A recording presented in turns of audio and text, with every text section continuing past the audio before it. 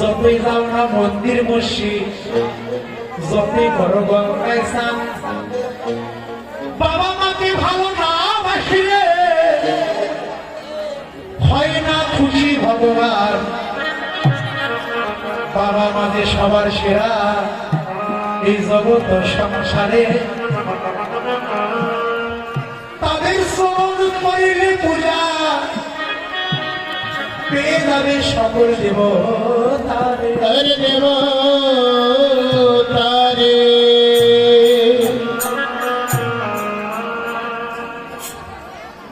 আমার মায়ের চরণে আমার ভক্তি করতে গেলে আমার লজ্জা না। আমার মায়ের চরণে আমি ভক্তি করতে গেলে আমার লজ্জা লাগে, শরম হয়। কিন্তু আমার শাশুড়ির চরণে ভক্তি করতে আমার একটু ভুল হয় না। বলাটা কি অপরাধ হলো? যে মায় আমার 10 মাস 10 দিন গর্ভে আশ্রয় দিয়েছে, তারে যদি ভক্তি করতে চাই তারে আমার লজ্জা হয়, আমার শরম লাগে। কিন্তু শাশুড়ির চরণে ভক্তি দিতে আমার একটু ভুল হয় না। এই জন্যই নিজের মায়ের একটু চিনতে পারবে। গয়াকাশী বৃন্দাবন যায় কি করবেন? দুর্গা পূজার লক্ষ লক্ষ টাকা দিয়ে দুর্গা পূজা করলে কিন্তু ঘরের মাকে কষ্ট রেখেছে, কি লাভ? আমি তো ঘরের মধ্যে ফেল হয়ে আছি, ঘরের মাঝেই তো পরীক্ষায় আমি ফেল, তাহলে দেবতার কাছে গিয়ে আমি কিভাবে পাশ করতে পারি? ও কাজরি চলো, কোথায় যাবে? সুন্দরগঞ্জ যাবো। আরে কেমন? সামনে দুর্গা পূজা, চলো তোমার জন্য ভালো একটা বেনারসি কিনে দেই, চলো রেডি হও, তোমাকে নিয়ে মার্কেট করতে যাই। ঘরের মানুষটার জন্য 2-3টা শাড়ি হয়, আর আমার বৃদ্ধমান ঘরের মধ্য কাঁধে, তার জন্য 300 টাকা দামের একটা পিঠের শাড়িও জোটে না রে বাবা। দামি দামি শাড়ি পরে ওই মাটির মাকে যায় পুষ্পাঞ্জলি দিতে। রামকৃষ্ণ পরমহংস দেব বলেছিল, মাটির মাকে তুই পুজিস না রে, আগে তুই তোর ঘরের মাকে পোজে। ঘরের মাকে তুষ্ট করতে পারলে ওই মায়ের মাঝে বিশ্ব মায়ের দর্শন পেয়ে যাবে।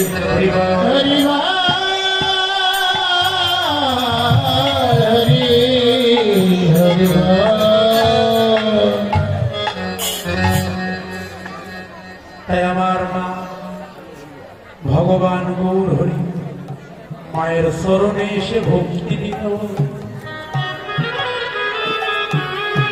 সুফি মাতা নিমাইয়ের অঙ্গ প্রত্যঙ্গগুলি দর্শন করে। বাবা নিমাইয়ের, এ নিমাই কত বিশ্বাস করে নিত্যানন্দ, নিত্যানন্দ, এ নিত্যানন্দ তোদেরকে কত বিশ্বাস করে আপন ভেবে আমার নিমাইকে তোদের হাতে তুলে দেই। আমার নিমাইকে তোরা মনে হয় কেউ দেখে রাখিস না, যদি আমার নিমাইকে তোরা দেখে রাখিস, আমার সোনার নিমাইয়ের অঙ্গে ধুলো লাগলো। নিত্যানন্দ বললেন, ও মা, তোমার নিমাইয়ের অঙ্গে আমরা কেউ ধুলা দেই নাই। মিথ্যা কথা, সত্যি কথা, তোমার নিমাইয়ের অঙ্গে কেউ ধুলা দেই নিমা, ধুলা দিস নাই। তাহলে আমার নিমায়ের অঙ্গে এমন করে ধুলাকে দিয়েছে বল?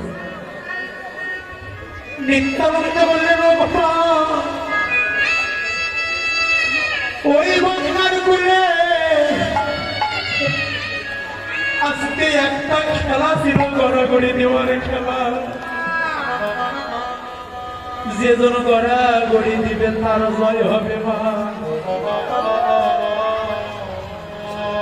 ওই গঙ্গার কুলে তোমার নিমায় আগে গড়াগড়ি দিয়েছিল।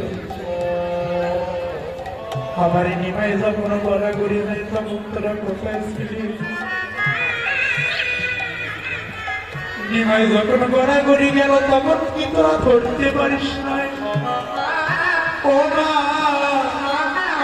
তোমার নিমাইকে ধরতে গিয়েছিলাম, কিন্তু জানো মা,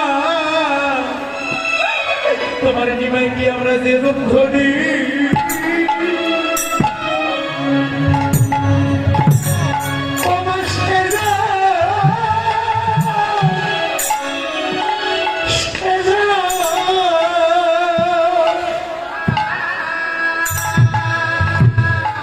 এদের পরি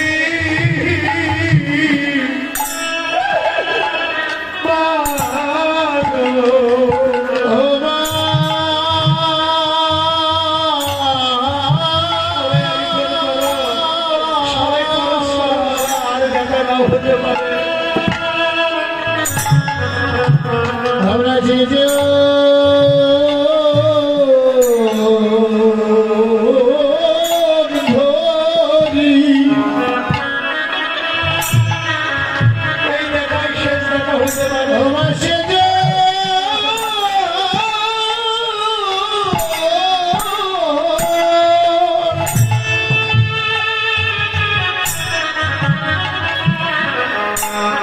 সেজনে করি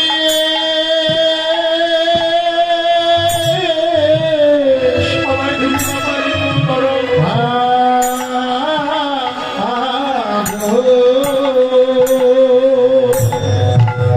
আমরা যেজন করি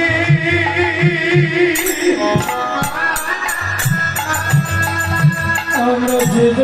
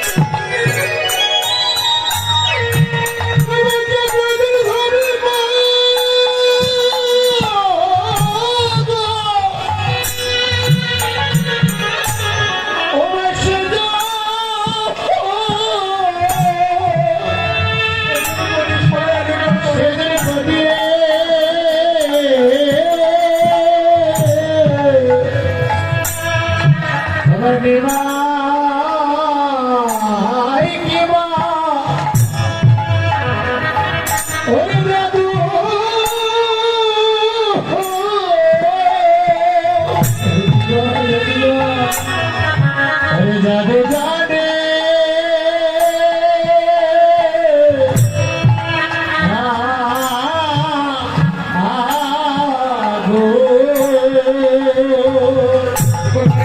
आगे बढ़ा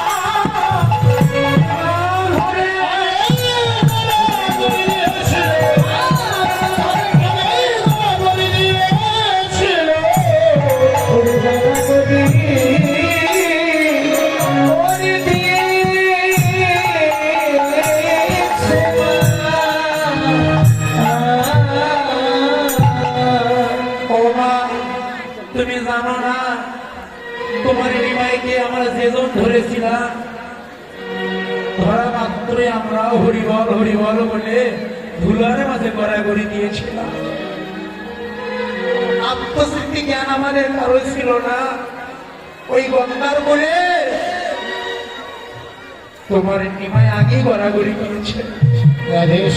হ্যাঁ, কিন্তু আমরা যখন ধরতে গেলাম আমরাও ধুলার মাঝে পড়লাম।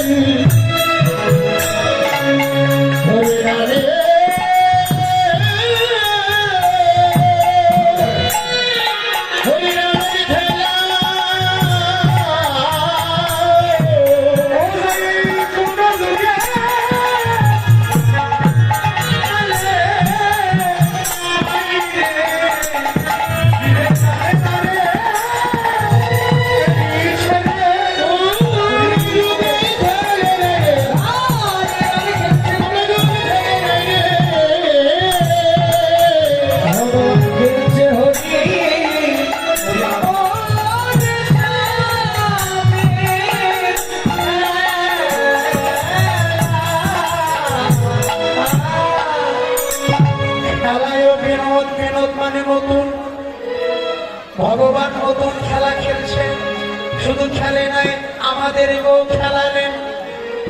যে কোনোদিন খেলতে জানে না তারও নতুন করে খেলা শিখাইলেন। হাতে ধরে পায়ে ধরে ভগবান তাকেও খেলা শিখাইলেন। যেজন খেলতে জানে না, এদের যারা হাঁটতে জানে না তাদেরকে যেমন ধরে ধরে হাঁটাহাঁটি শিখাই, আমার প্রভু যেদিন হরির নাম করতে জানে না প্রভু আমার তারও হরির নাম শিখাইলেন, তারও প্রেম দান করলেন। খেলায়ও বিনোদে খেলা, বিনোদ মানে নতুন। শুধু গুরু চরণ আশ্রয় করলে হবে না। এই যে গুরু মন্ত্র নিয়েছেন, সামনে আজ আমার আগামী মাসে যদি আমার গুরুদেব আমার বাড়িতে আসে, আমি একটু গুরুদেবের কাছ থেকে একটু হরির নামের মালা তুলে নেব। হ্যাঁ, কানে মন্ত্র নিয়েছে 6 মাস হয়ে গেল, এবার আমার বসাই এলে আমি হাতে হরির নামের মালা তুলে নেব। এটা নতুন করে খেলা। আমি কোনোদিন একাদশী করি নাই, সামনে একাদশী ভালো দিতে আছে, সামনে ভালো একটা একাদশী দিতে আছে।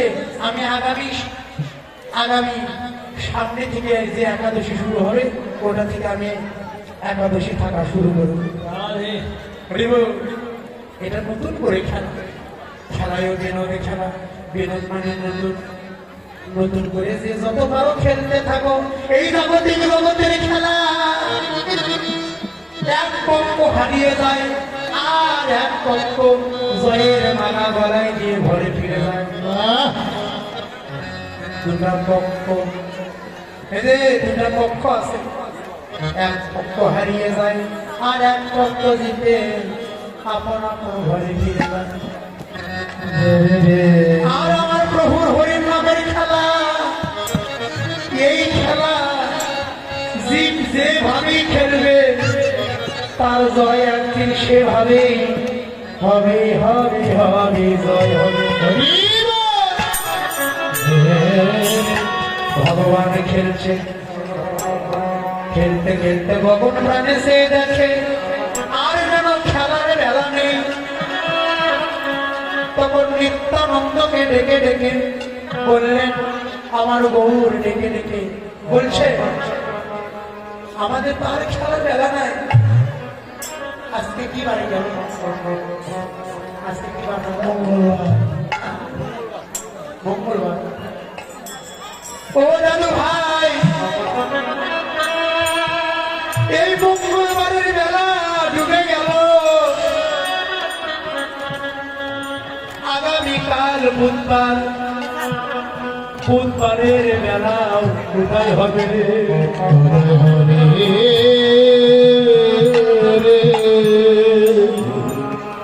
মঙ্গলবারের বেলা ডুবে গেল, বুধবারের বেলা আবার কাল সকাল উদয় হবে। কিন্তু এই জীবনের বেলা, এই মানব জীবনের বেলা যদি একবার ডুবে ডুবলে আর কোনদিন উদয় হয় আরে উদয়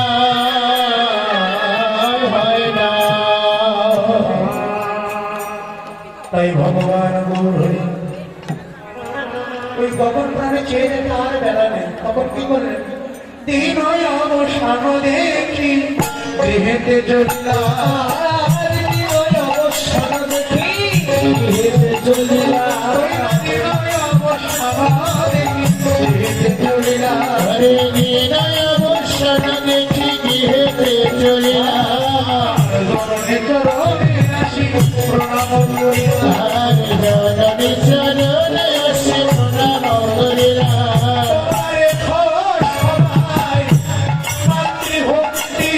দেখো সবাই মাতৃভক্তি, তোমাদের ভজন করছে মানবে শক্তি, দেখো তোমরা মাতৃভক্তি। ভজনি বন্দে মারিবে শক্তি, মাতৃ চরণে দেখো ভক্তি। বিষ্ণু ভজন করছে মানবে শক্তি, দেখো তোমরা মায়ের চরণে মারিবে শক্তি, দেখো সবাই দেখো সবাই জননীর চরণে আসি প্রণাম করিলাম। জননীর চরণে আসি প্রণাম করিলাম। দিন অবসান দেখি গৃহেতে চলিলা, জননীর চরণে এসে প্রণাম করিল। হরি বল। ভগবান হয়ে মায়ের চরণে ভক্তি করছে। এবার কেমন কথা?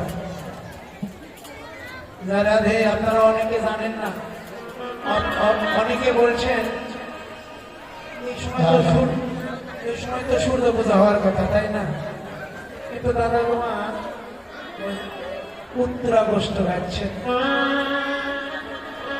আমার কুমটি বাবুরা সারা গেছে। কেন বললেন? তারা 8টা পালা পরিপূর্ণ করে নেবে। হ্যাঁ, আর আগে কিন্তু নিয়ে সূর্য পূজা গিয়েছে। হ্যাঁ, তো তাদের হিসাবটাও ঠিক আছে। হ্যাঁ, তাদের হিসাবটা ঠিক আছে। এই সময় আপনাদের এই অঞ্চলে ওই সূর্য পূজাই হয়, কিন্তু আজকে অন্যরকম একটা ধারা চলছে। 4টা দল থাকলে এই ধারাটাই হইতো, কিন্তু 3টা দলকে আমার কমিটির বাবুরা 8টা পালে বুঝে নেবে। ওই জন্য তারা এই আইন করেছে। তাদের আইনটা খুব ভালো লেগেছে। হ্যাঁ, কারণ অষ্টকালীনের কথা বলে আপনাদেরকে নিমন্ত্রণ করা হয়েছে। হিসাবের বেলায় দেখা যায় ষষ্ঠকালীন হয়ে গেল, আর ভগবানের সাথে দেখেছি ডালি হয়ে গেল। একই ভাবে হ্যাঁ, আপনাদেরকে নিমন্ত্রণ দিলাম অষ্টকালীনের কথা বলে, হিসাবের বেলায় 6টা পালা হয়ে গেল। আমার এই বামন দল সাথে আসলে কমিটি বাবুরা গতবারও 7টা দল করেছিল, এবার 4টা যদিও বা নাই, 3টা দল, তবু 8টা মিলাই 8টা পালায় পরিপূর্ণ দিয়েই এই অষ্টকারী আজকে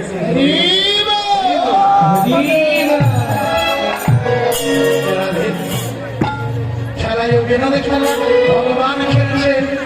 বাবুর প্রাণে চেয়ে দেখে আর বেলা নেই, বিনয় আমার সারা দেখি গৃহেতে চলিলা, জননীর চরণে আসি প্রণাম করিলা। ভগবান প্রণাম করছেন, শশী মায়ের চরণে প্রণাম করলেন। কিন্তু কেন? জীবকে শিক্ষা দিলেন, হে জীব, আমি যেমন আমার মায়ের চরণে ভক্তি রাখলাম, আমার মতো এমনি ভাবে তোমরাও তোমাদের মায়ের চরণে ভক্তি রেখো।